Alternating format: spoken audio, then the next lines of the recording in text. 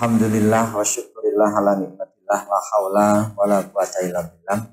Allahumma salli wa sallim wa barik ala sayyidina wa mawala amma ba'dah. Ala rabbi israh li sadri wa yassir li amri wa hlul 'uqdatam min lisani yafqahu qawli amma ba'd.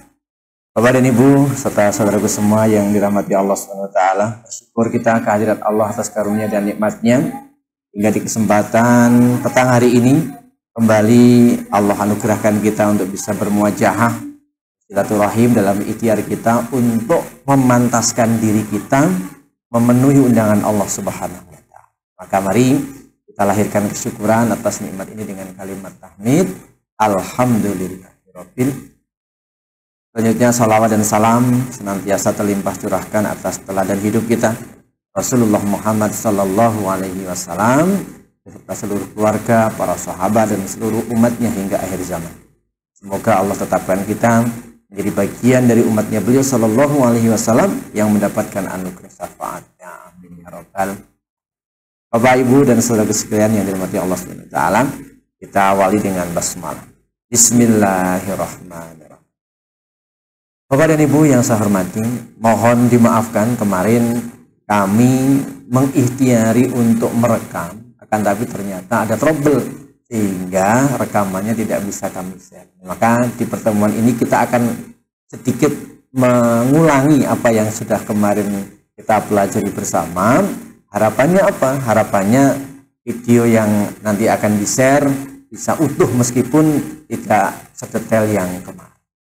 Bapak dan Ibu yang saya hormati dan dirahmati Allah Subhanahu wa taala, kita awali dengan basmalah. Bismillahirrahmanirrahim. Bahwa telah kita ketahui bersama, umrah adalah perjalanan jiwa menuju Allah Subhanahu wa taala. Ia adalah panggilan cinta dari Allah Subhanahu wa taala kepada hambanya yang ingin kembali.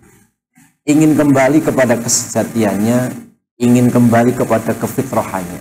Bahwa Allah Subhanahu wa taala menjadikan kita hadir di dunia adalah menjadi hambanya Allah, bukan menjadi hamba yang lain. Maka perjalanan jiwa menuju Allah melalui umrah, melalui ikhtiar kita memenuhi undangan Allah ke tanah suci adalah sebuah ikhtiar kita untuk kembali menjemput cintanya Allah Subhanahu wa taala.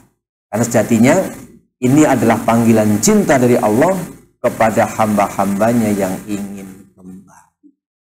Bapak dan Ibu yang saya hormati dan dirahmati Allah Subhanahu wa taala, maka dari definisi ini kita kemudian bisa mendapatkan sebuah pemahaman bahwa secara maknawi umroh ini adalah sebuah perjalanan spiritual.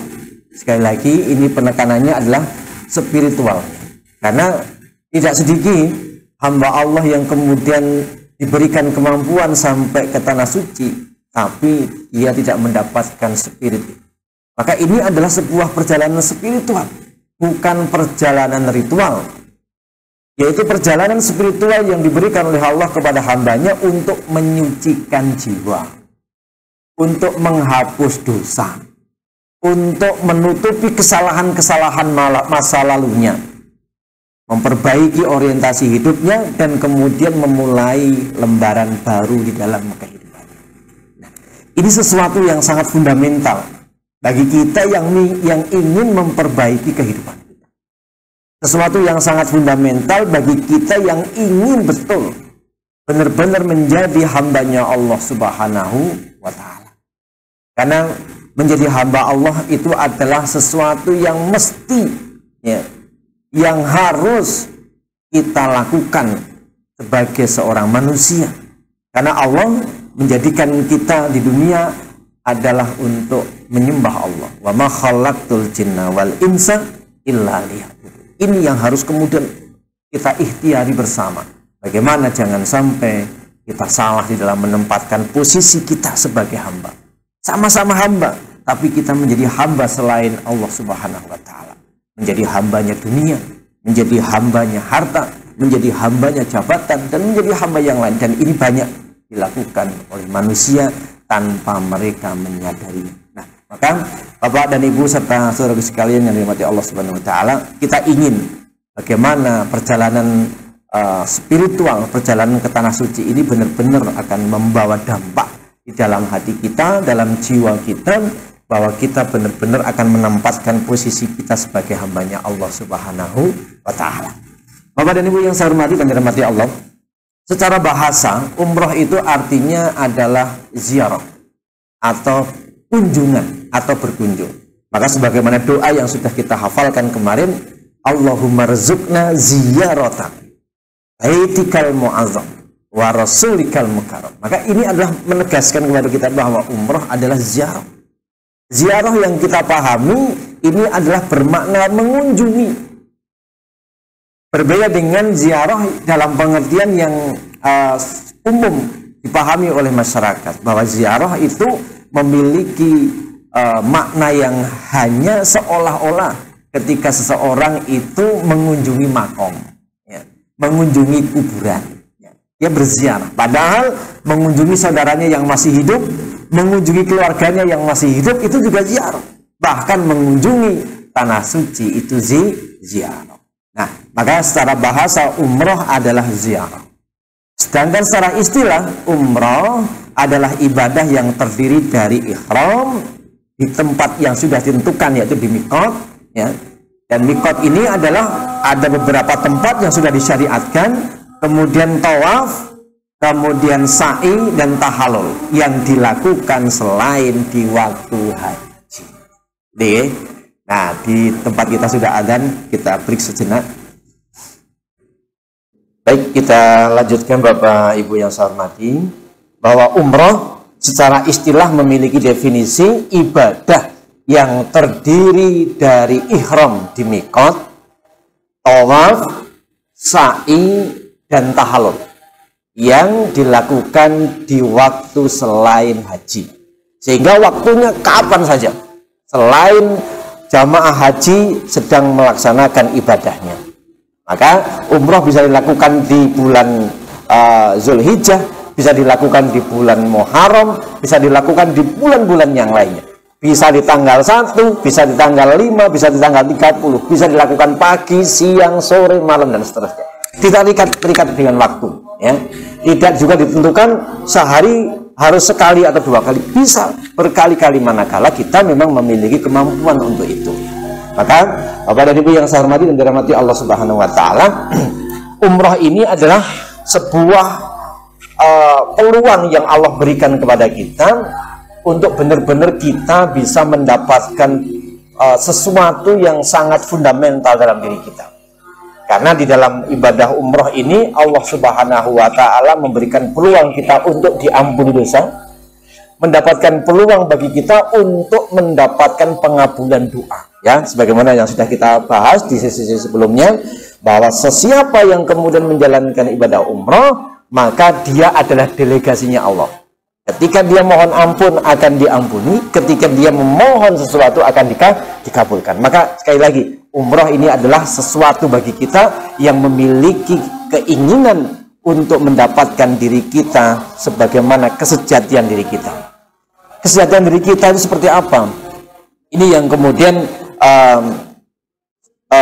tidak mudah untuk dipahami oleh banyak orang. Karena loh, saya lahir dari keluarga yang tidak punya, saya lahir dari generasi yang tidak memiliki memiliki darah biru dan seterusnya. Ketahuilah Bapak Ibu yang saya hormati, kita semua keturunan Nabi. Yakin atau betul? Ya, kita semua keturunan Nabi Adam alaihissalam. Nabi Adam alaihissalam, beliau pernah menikmati fasilitas terbaik yang diberikan oleh Allah berupa surga. Nah, maka kemudian kesejatian diri kita itu ketika kita bisa mendapatkan hak kita kembali tinggal di surga, atau mendapatkan fasilitas sebagaimana fasilitasnya surga. Catatannya apa? Catatannya adalah dulu ketika Nabi Adam alaihissalam belum melanggar larangan Allah, maka beliau alaihissalam betul-betul mendapatkan fasilitas yang sedemikian luar biasanya. Pengen apa, tinggal bilang, ya, tidak harus mengikhtiari dengan tindakan, cukup menyampaikan keinginannya kepada Allah Subhanahu wa Ta'ala. Mudahnya ketika beliau pengen bakso, datanglah bakso. Ketika beliau menginginkan sate, datanglah sate. Akan tapi ketika beliau melakukan pelanggaran, maka ketika itu fasilitasnya hilang. Nah, maka Bapak dan Ibu yang saya hormati, di umrah ini kita mengikhtiari bagaimana agar kemudian kita bisa mendapatkan apa-apa yang dulu pernah diberikan oleh Allah kepada leluhur kita Nabi Adam alaihissalam. Meskipun tidak harus sama persis, karena tentu makom kita bukan makomnya Nabi, gitu. Makom kita adalah makom manusia biasa. Akan tapi tentu Bapak dan Ibu yang saya hormati, masing-masing kita punya ukuran. Saya ketika memakai baju belum tentu pas dipakai oleh Pak Joko, ya. Belum tentu pas dipakai oleh Pak Ari. Maka pun demikian masing-masing kita punya ukurannya, sehingga ukuran kita inilah yang kemudian ingin kita optimalkan. Jangan kemudian iri dengan apa yang diberikan oleh Allah kepada orang lain. Nah, Bapak dan Ibu yang saya hormati dan dirahmati Allah Subhanahu wa taala, di sisi yang lain, umroh ini akan menjadi wasilah bagi kita, ya, untuk bisa berlatih menanggalkan dan meninggalkan dunia sesaat, fokus kepada Allah Subhanahu wa taala. Karena ketika kita bisa memulai meninggalkan tanah air sampai kemudian kembali ke tanah air lagi, yang biasa terjadi, yang biasa dirasakan oleh jamaah haji maupun jamaah umrah, mereka bisa meninggalkan segala beban-beban keduniawiannya, bahkan anak istrinya ditinggal saja. Dan siapakah yang kemudian menjaga? Allah Subhanahu wa taala. Dialah Allah yang akan menjaga, membereskan semua urusan kita, manakala kita yakin, manakala kita percaya, manakala kita benar-benar tawakal kepada Allah Subhanahu wa taala. Ini latihan. Maka Bapak dan Ibu yang saya hormati, sekali lagi umroh adalah latihan kita untuk bisa meninggalkan dan menanggalkan dunia sejenak dan fokus kepada Allah Subhanahu wa taala. Yang berikutnya, ihram. Karena umroh itu harus memakai kain ihram, maka ihram ini juga menjadi simbol bagi kita bahwa kita akan juga menanggalkan dan meninggalkan ego-ego kita, meninggalkan kesombongan-kesombongan kita. Di sana manusia memiliki derajat yang sama, memiliki pakaian yang sama. Yang membedakan antara satu orang dengan yang lainnya adalah ketakwaannya. Inna akramakum indallahi atqakum. Maka tidak bisa sombong kita di sana. Tidak bisa juga kemudian kita mentang-mentang diri kita orang yang punya punya uang, punya kedudukan, punya punya silsilah keluarga. Enggak, semuanya sama. Yang membedakan hanyalah ketakwaannya kepada Allah Subhanahu wa taala. Dan di sana yang berikutnya adalah kita menjadi tamunya Allah Subhanahu wa taala. Maka sebagaimana layaknya seorang tamu, dia akan mendapatkan fasilitas dari tuan rumahnya sebagaimana yang dimiliki oleh tuan rumahnya. Dan kita menjadi tamunya Allah Subhanahu wa taala. Allah memiliki segalanya. Maka ketika kita berada di sana, kita menjadi tamu Allah, maka kita akan dijamin oleh Allah kebutuhan. Pun demikian, menjadi tamu adalah tentu memiliki konsekuensi logis. Kita tidak bisa berbuat seenaknya sebagaimana ketika kita di rumah. Gimana betul? Karena kita terikat sebuah adab. Maka ketika di sana kita menjadi tamunya Allah, maka pantaskan diri kita untuk benar-benar menjadi tamunya Allah. Beradablah, bersikaplah, berkatalah sebagaimana yang sudah disyariatkan oleh agama. Ya. Maka Bapak dan Ibu yang saya hormati dan dirahmati Allah Subhanahu wa taala, inilah esensi mendasar secara fundamental yang harus kita paham. Berikutnya kita akan masuk kepada syarat, rukun, wajib dan sunnahnya umrah. Maka diharapkan dari kita nanti memahami syarat, memahami rukun, memahami wajib dan sunnahnya ini adalah bukan hanya dari tinjauan fikih. Sekali lagi, bukan hanya dari tinjauan fikih, tapi lebih kepada bagaimana agar kita bisa menjaga kesempurnaan ibadah kita. Ya, jadi kita memahami syarat, rukun, wajib dan sunnahnya ini, harapannya kita bisa meningkatkan kesempurnaan, mementokkan memaksimalkan apa yang bisa kita lakukan di tanah suci. Nah, tanpa kita memahami ini, kita tidak akan pernah bisa mengoptimalkan potensi-potensi, kesempatan-kesempatan, peluang-peluang yang Allah hadirkan di tanah suci. Maka insya Allah kita memiliki waktu yang cukup untuk kemudian bisa memahami ini. Bapak dan Ibu yang saya hormati, yang dirahmati Allah Subhanahu wa Ta'ala, baik yang di studio maupun yang di rumah, kita masuk satu persatu. Syaratnya umrah. Ya. Syarat adalah hal yang harus dipenuhi sebelum ibadah dilakukan agar ibadahnya menjadi sah. Di dalam syarat, di dalam syariat, bahwa syaratnya umrah yang pertama adalah seorang muslim. Dia harus Islam. Ya. Kalau dia bukan muslim, dia bukan seorang muslimah, maka tidak punya kewajiban. Tidak memiliki syarat. Nggak boleh. Belum muslim kok berangkat ke tanah suci. Nggak boleh. Ya. Yang pertama. Yang kedua, berakal. Waras pikirannya. Dan kemudian balik.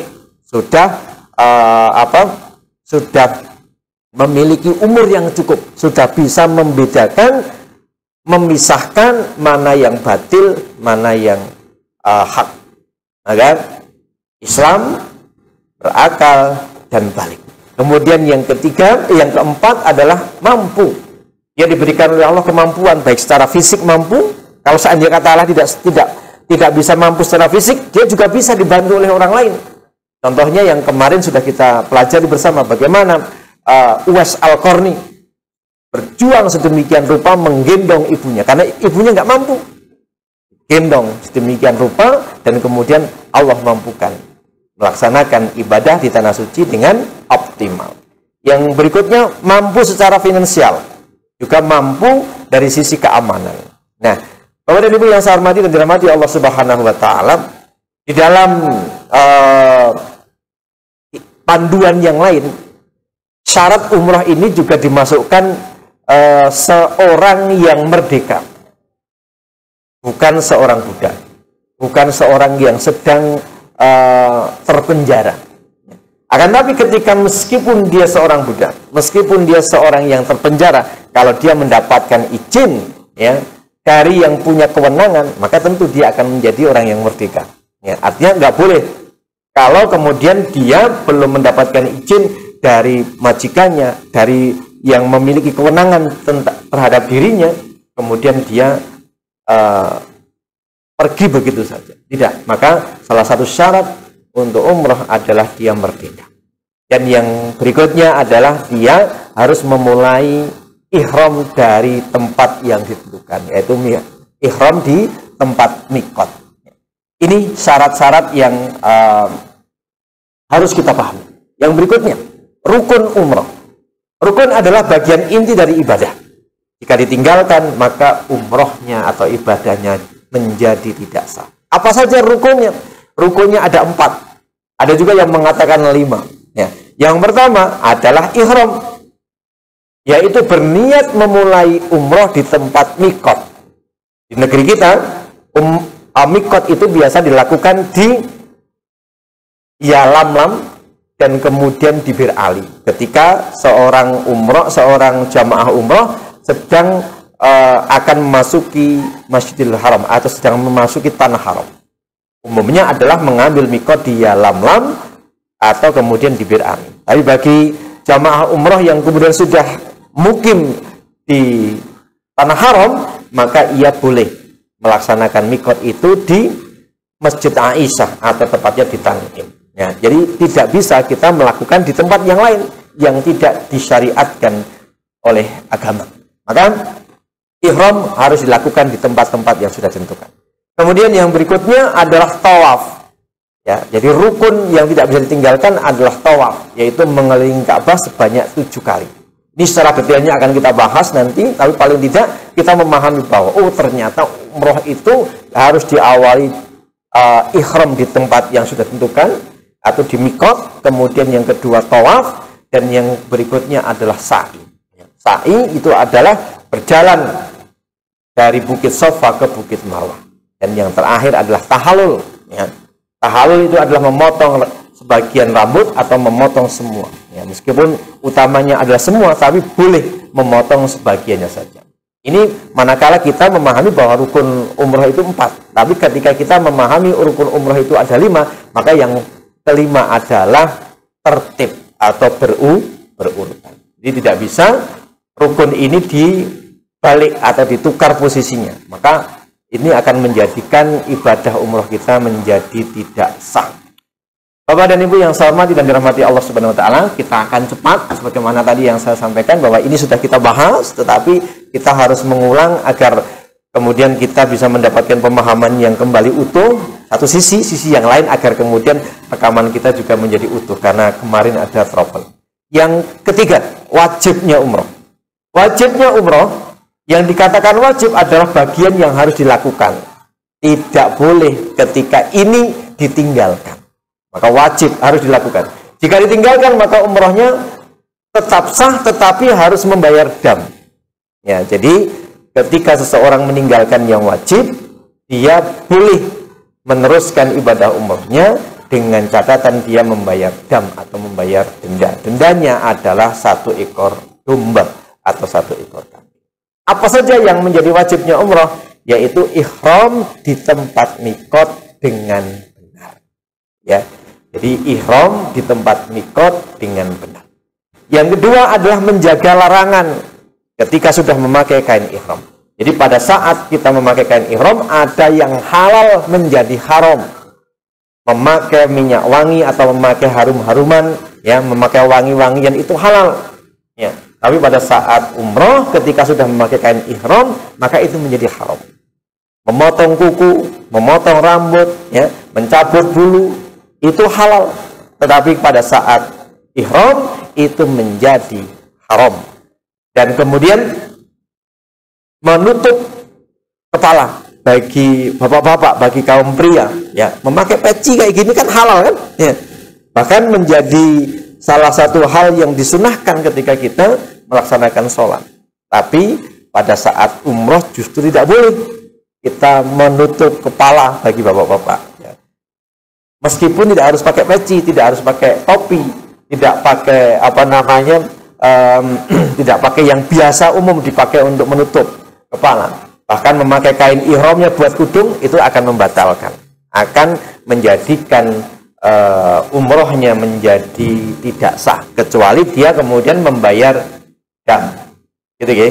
Jadi nggak boleh menutupkan kepala bagi bapak. Atau mungkin karena saking panasnya menutup kepala dengan tangan juga sama saja. Nggak boleh, ya.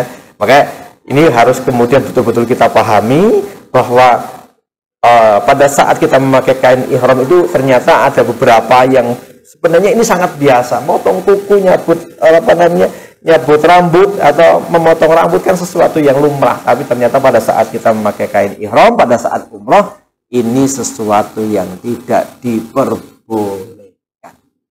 Yang berikutnya, ini kita masuk di materi yang baru. Kemarin belum kita bahas, sekarang insya Allah kita akan bahas satu demi satu. Yang menjadi sunnahnya umroh itu dibagi menjadi 2 bagian besar, atau mungkin bisa juga 3 bagian besar. Yang pertama adalah sunnah sebelum ihram. Ya, sunnah sebelum kita memakai kain ihram. Apa saja? Sunnahnya mandi dan membersihkan diri sebelum memakai kain ihram. Meskipun kalau nggak mandi, ya nggak apa-apa.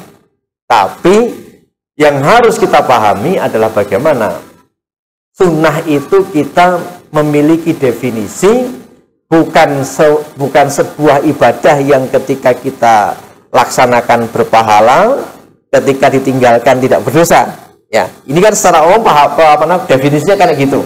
Tapi kita ingin bahwa sunnah itu definisinya bukan ibadah yang ketika dikerjakan berpahala, ketika ditinggalkan tidak berdosa.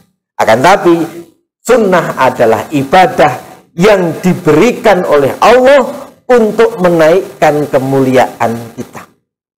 Dan ketika ditinggalkan kita akan kehilangan kesempatan untuk mendapatkan kemuliaan. Maka tentu Anda akan menjadi sesuatu yang berbeda. Oh, ternyata sunnah itu adalah peluang yang Allah berikan untuk kita untuk mendapatkan kemuliaan atau mendapatkan keutamaan. Maka ketika ditinggalkan teramat sayang. Ada peluang untuk mulia, ada peluang untuk utama, tapi kita tidak menggunakannya. Gitu ya. Jadi sunnah adalah seperti itu. Definisi yang harus kita pahamkan di dalam diri kita. Nah, maka Bapak dan Ibu yang saya hormati, sebelum memakaikan ihram, kita disunahkan untuk mandi dan bersih-bersih diri. Yang kedua, memotong kuku dan rambut. Ya, memotong kuku, memotong rambut, mencabut bulu. Ya, yang biasa dicabut adalah bulu ketiak. Ya, dicabut. Ya. Dan kemudian kalau yang lainnya dipotong. Kemudian merapikan rambut. Ya, jadi kan pada saat kita memakaikan ihram sangat dimungkinkan bagi bapak-bapak itu memiliki rambut yang panjang, gondrong. Ya. Wah, mau tak cukur besok ketika sudah selesai rangkaian umroh, setelah tahalul. Tahalulnya simbolis, tapi setelah itu kemudian mau digundul. Nah, bisa jadi pada saat memulai umroh itu kemudian rambutnya panjang. Nah, pada saat itu pastikan kita merapikan rambut kita. Ya. Kemudian yang berikutnya adalah ketika kita sudah memakaikan ihram. Ya, ketika sudah memakaikan ihram, maka kemudian disunahkan mengerjakan sholat 2 rakaat. Ya, sholat niatnya apa? Sholat sunnah 2 rakaat itu niatnya sholat sunnah ihram. Ya. Atau sunnah mutlak boleh. Tapi yang umum adalah sholat sunnah ihram ya. Ya, bagi kita yang kemudian membiasakan diri dengan menggunakan usolli, ya bisa dikatakan usolli sunnatan ihram raka'ataini mustaqbil kiblati ya lillahi. Tapi kalau seandainya tidak, bismillahirrahmanirrahim cukup ya. Niat dalam hati, karena niat itu adalah pekerjaan hati, bukan pekerjaan lisan. Akan tapi Imam Syafi'i memberikan contoh agar hati kita kemudian mantap ketika melakukan, maka hati kita dipandu dengan lisan saat melafadzkannya. Boleh ya. Yang berikutnya Bapak dan Ibu yang saya hormati, pada saat berihram ya, sunnah yang berikutnya adalah kita memperbanyak melafadzkan kalimat talbiyah. Ketika kita sudah pakaikan ihram, sudah kita melaksanakan sholat 2 rakaat, maka sepanjang perjalanan sampai menuju Masjidil Haram, sampai kita akan memulai tawaf, maka kita disunnahkan memperbanyak kalimat talbiyah. Labbaik Allahumma labbaik. Ya Allah, aku penuhi undanganmu ya Allah. Labbaik la syarika laka labbaik. Aku penuhi undanganmu ya Allah. Tidak ada sekutu bagimu, aku penuhi undanganmu ya Allah. Innal hamda, sesungguhnya segala puji, wa ni'mata, segala nikmat laka, darimu, untukmu, datang darimu, wal mulk, dan segala kekuasaan, la syarika lak, tidak ada sekutu bagimu ya Allah. Ini adalah sebuah penegasan bahwa memang umroh adalah sebuah undangan yang Allah berikan kepada hambanya yang beriman. Dan ketika kita melaksanakan ibadah itu, maka kita menegaskan diri kita, menyampaikan kepada Allah, aku penuhi undanganmu ya Allah, aku penuhi undangan. Bapak dan Ibu yang saya hormati dan dirahmati Allah Subhanahu wa Ta'ala. Nah, kemudian pada saat berihram, kita masih kemudian mendapatkan peluang lagi untuk mendapatkan kemuliaan. Ada sunnah di sana yang dicontohkan oleh Rasulullah SAW, yaitu pada saat kita memasuki masjid. Pada saat kita memasuki masjid, doanya sama, minimal sama dengan pada saat kita memasuki masjid-masjid kita di negeri di tanah air. Bismillahi abwaba rahmatik, itu doanya. Ya. Tapi bisa ditambah dengan yang lain.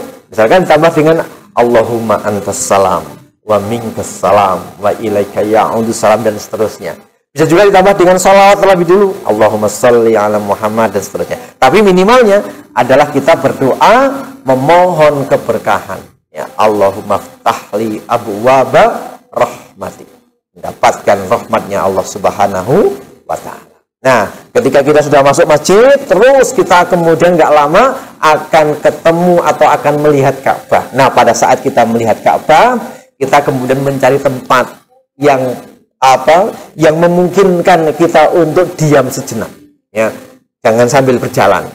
Tapi kita berdiri sejenak sambil terus melihat Ka'bah dan kemudian kita berdoa. Rasulullah memberikan kepada kita contoh doa pada saat melihat Ka'bah, Allahumma zid hadzal baita tasyrifan. Ya Allah, tambahkanlah kepada rumah, ya, rumah yang dimaksud adalah rumah ini, rumahnya Allah, ya, yaitu Ka'bah, tasyrifan. Apa tasyrifan? Tasrifan adalah agar kemudian kita mendapatkan apa, Ustaz? Tasrifan nanti artinya apa? Ya, kemuliaan. Ya. Tasrifan. Ya. Wa ta'ziman, mendapatkan keagungan. Wa takriman, takrim apa? Kemuliaan juga. Ya. Kemuliaan. Wa mahabatan, dan mendapatkan kecintaan. Ya. Jadi kita mohon kepada Allah agar Allah menambahkan rumah Allah, yaitu Baitullah, yaitu Ka'bah ini, untuk ditambah kemuliaannya, ditambah keagungannya, ditambah orang-orang mencintainya. Maka betapa kita ketika melihat Ka'bah bergetar, karena setiap hari banyak orang yang mendoakan untuk menambahkan kemuliaan atas Baitullah itu. Dan kemudian kita berdoa, wazid man syarafahu, dan tambahkanlah kemuliaan kepada orang-orang yang memuliakan. Tambahkanlah keagungan kepada orang-orang yang mengagungkan, dan seterusnya. Nah, maka Bapak dan Ibu yang saya hormati dan dirahmati Allah Subhanahu wa taala, insyaallah nanti setelah detailnya akan kita bahas dan akan kita hafalkan bersama-sama doa-doa ini, ya. Intinya adalah pada saat kita melihat Ka'bah ada sunnah yang kemudian dicontohkan Rasulullah untuk berdoa. Bapak dan Ibu yang saya hormati dan dirahmati Allah Subhanahu wa taala, berikutnya pada saat kita sudah memulai tawaf, ya, atau akan memulai tawaf, di sana juga ada sunnah. Sunnahnya apa? Sunnahnya adalah mencium atau mengusap Hajar Aswad. Ya, jadi pada saat kita mau memulai tawaf itu sunnahnya adalah mencium atau mengusap Hajar Aswad. Tapi pada kenyataannya saat ini nampaknya terlalu berat, terlalu susah. Kalau kemudian kita setiap kali akan memulai tawaf kita mencium atau mengusap, nah, karena di sana orang berdesak-desakan luar biasa. Maka pada saat tawaf kita justru malah disarankan untuk memberikan isyarat dengan cara melambaikan tangan pada saat kita berada di rukun Hajar Aswad, ya, melambaikan tangan kemudian mencium tangan kita sambil kita melafadzkan Bismillahi Allahu Akbar. Jadi pada saat kita memulai tawaf, doanya adalah Bismillahi Allahu Akbar. Kembali nanti akan kita bahas lebih detail pada saat kita membahas materi ini. Dan ini tawaf ini adalah ketika kemudian kita tidak bisa mencium atau tidak bisa mengusap Hajar Aswad, bukan berarti kemudian kita mengabaikan keutamaan. Ya, kenapa? Karena berbeda dengan keutamaan atau apa namanya yang tadi saya sampaikan.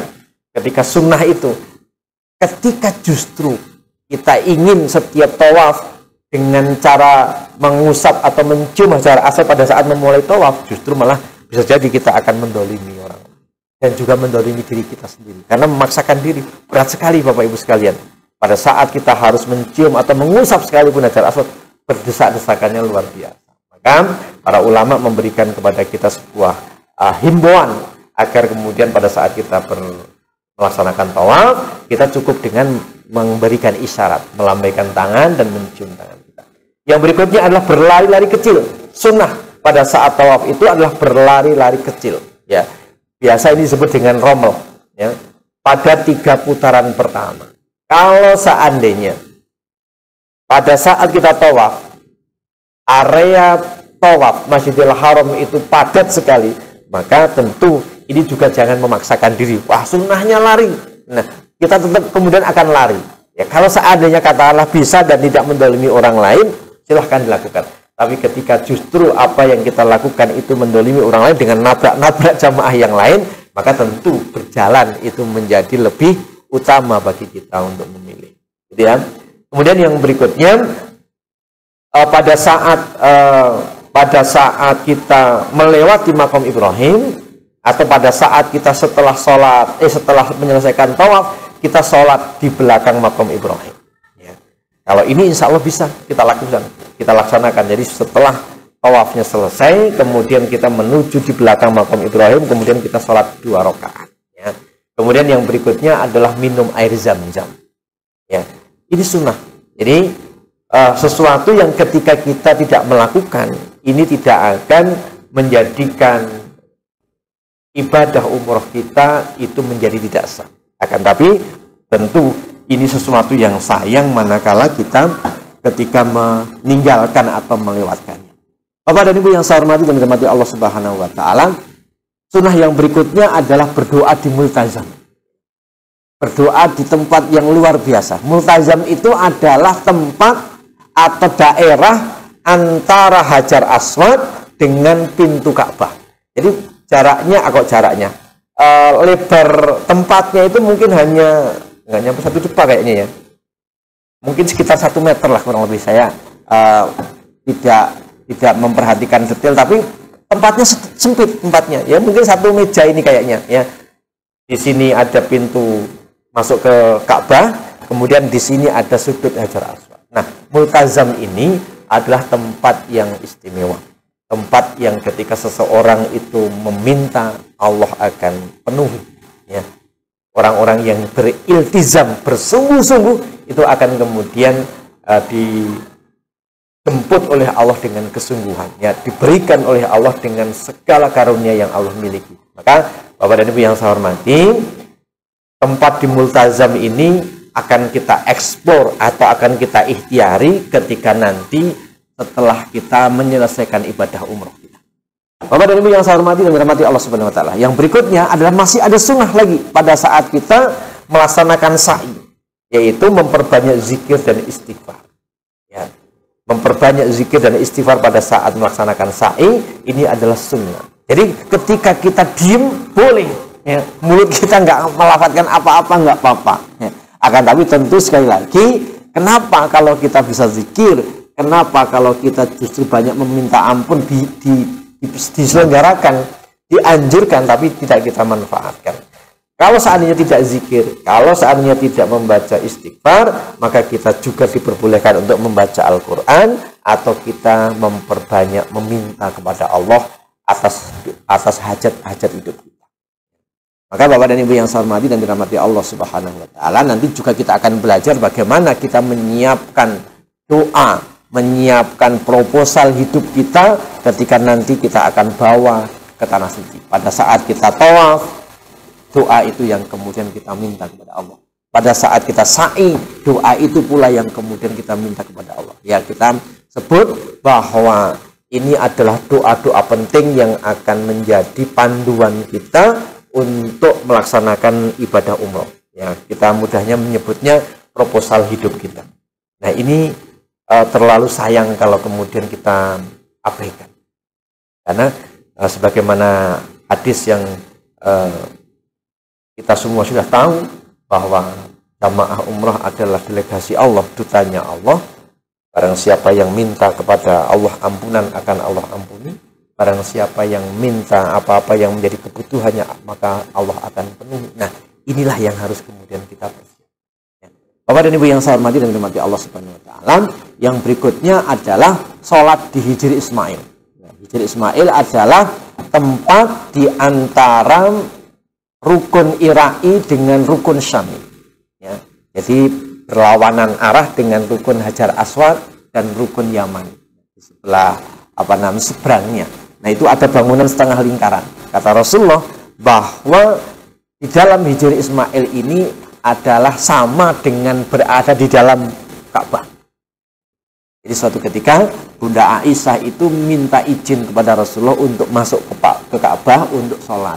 Tapi beliau kemudian menasihati kepada Bunda Aisyah, wahai Aisyah, sholat di Hijr Ismail itu sama dengan sholat di dalam Ka'bah. Maka tentu ketika kita bisa meluangkan waktu untuk bisa sholat di dalam Hijr Ismail, ini adalah sebuah hal yang luar biasa. Bapak dan Ibu yang saya hormati dan dirahmati Allah Subhanahu wa taala. Inilah sunnah-sunnah di dalam kita menjalankan ibadah umroh di tanah suci. Secara umum adalah bahwa di sana kita diminta untuk memperbanyak ibadah, memperbanyak doa, memperbanyak zikir, dan memperbanyak sholat sunnah, baik di Masjidil Haram maupun di Masjid Nabawi. Tentu kita berusaha dengan melaksanakan ibadah-ibadah itu, kita tetap menjaga kesucian kita, yaitu menjaga wudhu kita, ya, membantu orang lain, menghindari larangan-larangan ihram, juga termasuk amalan-amalan yang sunnah di dalam melaksanakan ibadah umum. Bapak dan Ibu serta saudaraku sekalian yang dirahmati Allah Subhanahu wa taala, di tanah suci itu adalah tempat yang luar biasa. Di sana Rasulullah menyampaikan ketika seorang hamba sholat di Masjid Nabawi, dia akan mendapatkan keutamaan lebih dibandingkan dengan 1000 sholat sunnah 1000 sholat di tempat yang lain. Ketika kemudian seorang sholat di Masjidil Haram, dia akan mendapatkan keutamaan 100.000 lebih dibandingkan dengan sholat di tempat yang lain. Maka tentu apa saja yang kemudian itu menjadi sebuah ibadah, kita punya peluang untuk mendapatkan kelipatan. Kalau di Masjid Nabawi kita mendapatkan peluang untuk 1000 kali lipat. Kalau kemudian kita di Masjidil Haram, berpeluang kita mendapatkan 100.000 kali lipat. Maka ketika kita bersedekah, tentu akan memiliki efek yang tidak jauh berbeda. Kan? Banyak orang yang kemudian sudah mempersiapkan diri dari rumah untuk bersedekah, meskipun hanya sedekah dengan burung, ya, sedekah kepada burung merpati. Ya. Maka ada beberapa jamaah yang kemudian menyiapkan dari rumah sudah membawa makanan burung itu, jagung, kemudian beras, kemudian makanan-makanan burung dibungkus kecil-kecil, setiap kali berangkat ke masjid dibawa, baik ke Masjidil Haram maupun ke Masjid Nabawi. Semua daerah di tanah suci itu penuh dengan burung, Bapak Ibu sekalian, jutaan burung, burung merpati. Maka kemudian ketika kita bisa bersedekah kepada burung, itu tentu juga sebuah kesempatan untuk mendapatkan kelipatan. Tapi kalau kemudian daripada sedekah kepada burung, sama saya akan sedekah kepada orang. Nah, kalau begitu ya siapkan juga apa yang bisa kita berikan kepada orang. Ada beberapa jamaah yang dari rumah itu sudah menyiapkan sesuatu yang akan diberikan. Apakah uang, apakah kemudian makanan ringan. Ada yang kemudian menyiapkan dari rumah itu membawa makanan ringan dari Temanggung atau dari tanah air, pokoknya kita dibungkusin kecil-kecil, nanti di sana dibagikan. Oh, makanan itu menjadi sesuatu yang langka. Kalau orang sana membagikan kurma, kalau kita membagikan makanan khas daerah kita, kan untuk sesuatu yang unik juga. Nah, ini juga bisa menjadi pertimbangan. Jadi orang di sana itu berlomba-lomba untuk betul-betul mendapatkan kemuliaan dari Allah, karena ada kelipatan-kelipatan yang Allah janjikan. Bapak dan Ibu yang saya hormati dan dirahmati Allah Subhanahu wa taala, kesempurnaan ibadah itu bukan hanya soal teknis semata, akan tapi soal cinta dan ketundukan, soal hati. Maka mari kita pelajari dengan hati kita, tidak hanya dengan akal dan logika kita. Ya. Karena apa? Karena ibadah yang akan memberikan dampak di dalam jiwa kita itu adalah ketika hati dan jiwa itu kita libatkan. Inilah yang kemudian saya maksudkan di awal, bahwa kita adalah melaksanakan ibadah secara spiritual, bukan hanya ritual. Ketika spiritual, maka tidak hanya fisik, tidak hanya lahir yang melakukan, tapi hati dan jiwa kita ikut mengerjakan. Sehingga kolaborasi antara lahir dan batin inilah yang kemudian akan memberikan dampak luar biasa dalam diri kita, sehingga kemudian kita akan mendapatkan banyak makna, kita akan mendapatkan banyak hikmah dari ibadah yang kita lakukan. Apakah kemudian ini hanya untuk ibadah umroh? Tentu tidak. Seluruh ibadah, ketika kita bisa menghadirkan hati kita, ketika kita bisa menghadirkan jiwa kita, ketika kita bisa membersamai gerakan lahir kita, gerakan fisik kita dengan hati yang ikut berbicara, jiwa yang ikut melakukan, maka insya Allah kita akan mendapatkan dampak yang luar biasa. Pun demikian ketika kita sholat, kita melafadzkan doa-doa dalam rangkaian sholat, mulai dari takbiratul ihram sampai dengan salam, ternyata yang berbicara itu tidak hanya lisan kita, tapi juga hati kita, maka insya Allah kita akan berpeluang mendapatkan ibadah sholat yang khusyuk. Nah, maka pun demikian, ketika di tanah suci kita melaksanakan ibadah umroh, meskipun banyak ibadah yang dilakukan secara fisik, tapi jangan sampai kita kehilangan momentum untuk melibatkan hati. Kita kehilangan momentum untuk melibatkan hati kita, jiwa kita. Sehingga memang ini butuh dipersiapkan. Karena kalau tanpa persiapan, kita hanya akan terjebak di dalam aktivitas-aktivitas yang melelahkan. Karena memang di sana capek, lelah. Nah, lelahnya kita akan bertambah lelah, akan bertambah capek. Manakala kemudian itu hanya kita lakukan sebagai bentuk ritual atau sebagai bentuk aktivitas fisik saja. Tapi ketika kemudian hati dan jiwa itu kita libatkan, maka hati dan jiwa itu akan menjadi energi tersendiri yang akan tidak pernah habis. Sehingga kemudian kita terus akan bersemangat. Kita akan terus memiliki energi untuk kemudian kita mengoptimalkan seluruh rangkaian ibadah di tanah.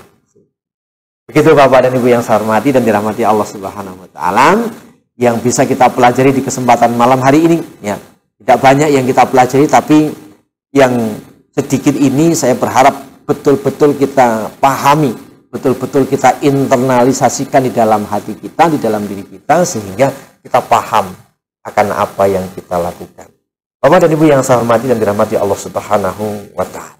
Insya Allah di pertemuan-pertemuan yang akan datang kita akan masuk ke dalam pokok bahasan secara detail bagaimana ketika kita memulai ihram di tempat mikot sampai dengan tahalul, apa saja yang harus kita lakukan dan hikmah apa saja yang akan kita dapatkan. Kalau tadi kita sudah memahami secara garis besar, ya, secara gambaran utamanya, tapi insya Allah kita akan bahas lebih detail di waktu-waktu yang akan datang, insya Allah. Demikian Bapak dan Ibu yang saya hormati dan dirahmati Allah Subhanahu wa taala. Monggo kesempatan saya buka untuk Bapak Ibu yang ada di studio maupun yang ada di rumah untuk menyampaikan sesuatu, untuk menanyakan sesuatu. Termasuk kemarin yang Bapak Ibu menginginkan untuk memulai menyisihkan uang, membuka buku tabungan, insya Allah sudah dipersiapkan sama Ustazah Aisyah, di mana Bapak Ibu nanti sudah akan bisa kita bagikan buku tabungannya. Dan nanti secara teknis adalah bahwa sebenarnya buku tabungan itu bisa dibawa pulang Bapak Ibu sekalian. Akan tapi saya justru malah khawatir ketika nanti Bapak Ibu pas datang ke sini buku tabungannya lupa. Nah, maka kemudian Bapak Ibu untuk cross check-nya adalah biar buku tabungan itu ada di sini, kita tulis nominal yang Bapak Ibu ingin sisihkan, kemudian nanti Bapak Ibu bisa foto dengan HP atau dengan kamera yang Bapak Ibu punya, dan sebagai balancing atau sebagai cross check agar kita sama-sama mengupayakan bahwa ikhtiar kita adalah benar-benar ikhtiar langit dan ikhtiar bumi yang kita padukan. Ikhtiar langitnya kita terus berhusnuzon kepada Allah. Ikhtiar dunia atau ikhtiar buminya kita menyisihkan sebagian dari rezeki yang Allah telah berikan kepada kita. Berapapun jumlahnya, ini wujud kesungguhan, wujud keseriusan kita. Harapannya Bapak dan Ibu yang saya hormati, ketika kemudian nanti uang itu sudah terkumpul dan kemudian cukup untuk kita membuat paspor, bagi Bapak Ibu yang belum punya paspor, ayo kita segera buatkan paspor.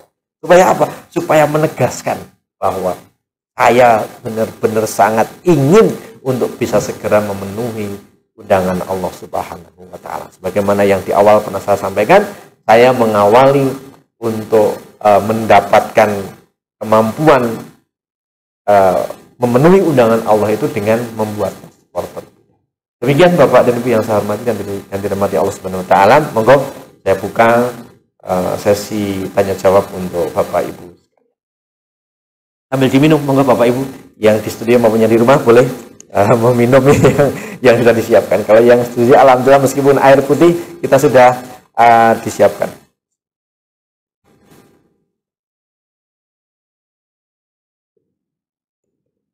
Sudah ada pertanyaan yang di rumah? Belum.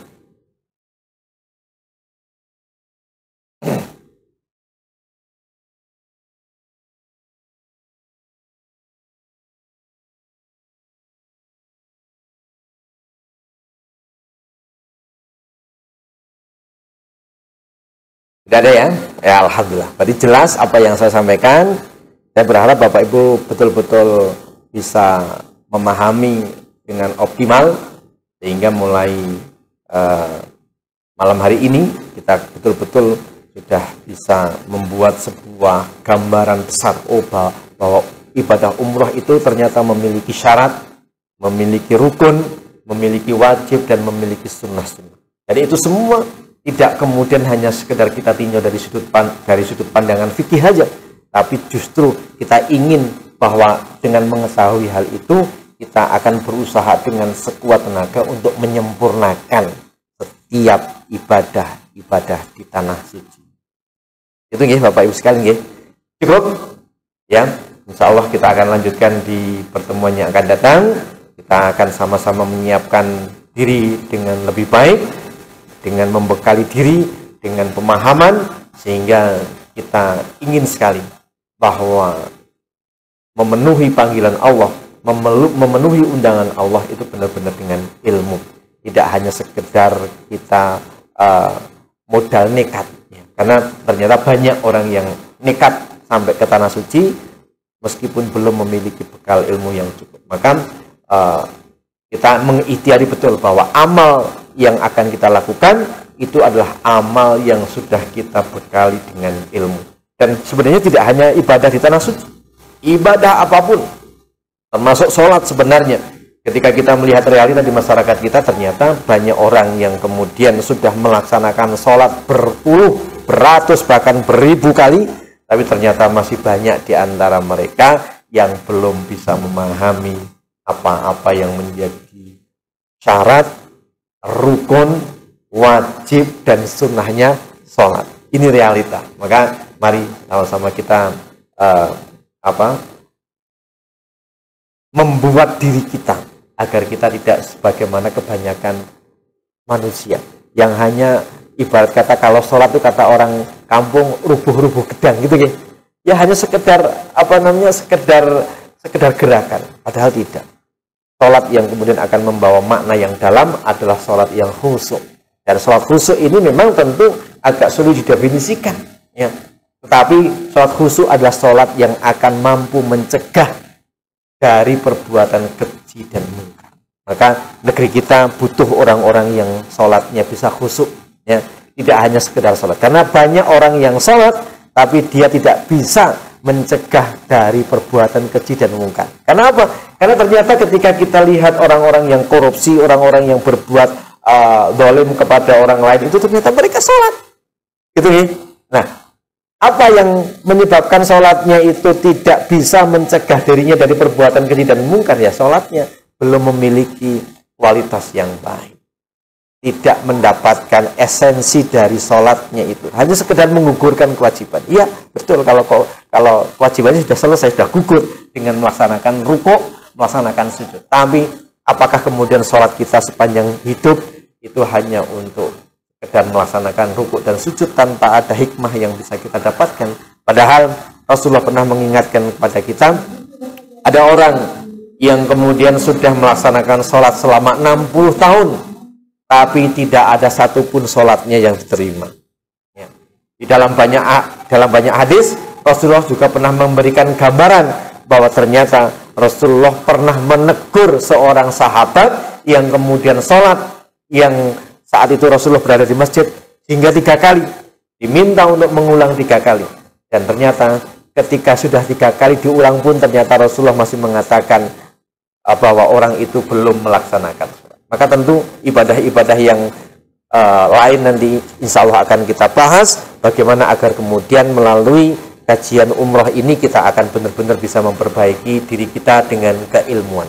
Billahi taufiq wal hidayah, waridha wal inayah, afu minkum. Assalamualaikum warahmatullahi wabarakatuh.